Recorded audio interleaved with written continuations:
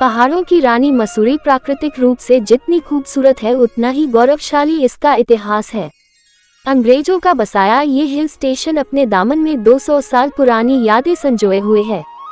इतिहासकार गोपाल भारद्वाज के पास मसूरी के इतिहास से जुड़े कई अहम दस्तावेज, ऐतिहासिक मानचित्र, लिथोग्राफ, पांडुलिपि और दुनिया की महान हस्तियों के मसूरी दौरे की दुर्लभ तस्वीरों समेत 18वीं और 19वीं शताब्दी में इस्तेमाल होने वाली कई वस्तुएं आज भी मौजूद हैं।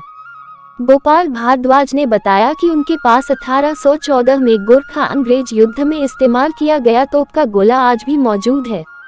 उत्तराखंड के गढ़वाल मंडल के पहाड़ी कस्बे मसूरी को पहाड़ों की राजधानी भी कहा जाता है। मसूरी उत्तराखंड का सबसे ज्यादा लोकप्रिय पर्यटन स्थल है। यहाँ हर साल सबसे ज्यादा सैलानी आया करते हैं। राजधानी देहरादून से मसूरी की दूरी 35 किलोमीटर है। ये समुद्र तल से 6500 फीट की ऊंचाई पर बसा साल भर ठंडा रहने वाला पहाड़ी कस्बा है। बताते हैं कि यहाँ बड़े पैमाने पर उगने वाले मंसूर के पौधे के कारण इसे पहले मंसूरी फिर मसूरी कहा जाने लगा। 1823 से पहले मसूरी एक निर्जन पहाड़ हुआ करता था। 1823 में अंग्रेज प्रशासनिक अफसर F.J. शोर यहाँ पहुँचे। उनके दोस्त साहसिक मिलिट्री अधिकारी कैप्टन यंग भी साथ थे। वे पर्वतारोहण करते हुए इस जगह पहुँचे जहाँ से दून घाटी का मनोरम दृश्य दिखाई देता था। इस जगह के प्राकृतिक सौंदर्य से मोहित होकर उन्होंने कैमल बैक की ढलान पर शिकार के लिए एक मचान बनाने का फैसला किया। इसके कुछ समय बाद यहाँ अंग्रेजों ने पहला भवन बनाया। 1828 में लंडो बाजार की बुनियाद रखी गई। 1829 में मी लॉरेंस ने लंडो बाजार में यहाँ पर पहली दुकान खोली। जिस जगह पर ये दुकान खोली गई वहाँ पर मसूरी का मुख्य डाकखाना है। अंग्रेजों द्वारा बसाए गए अन्य पहाड़ी नगरों की तरह ही इसका मुख्य हिस्सा भी माल कहलाता है।